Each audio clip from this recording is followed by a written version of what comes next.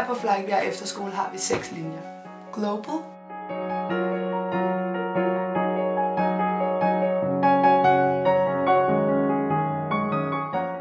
medie,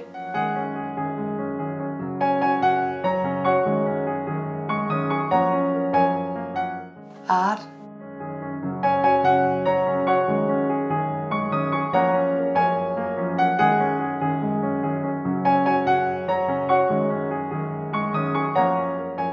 performance,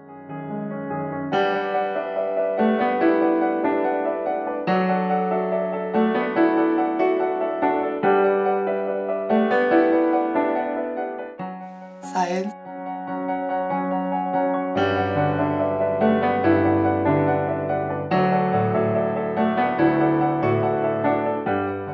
sport.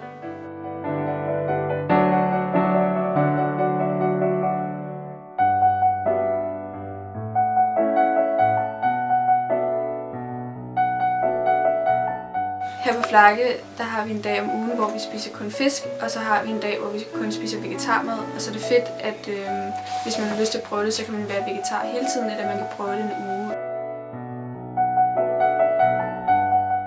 På Flakke Efterskole, der er vi simpelthen med til at lave maden, og det er vi sådan cirka 2 uger om året.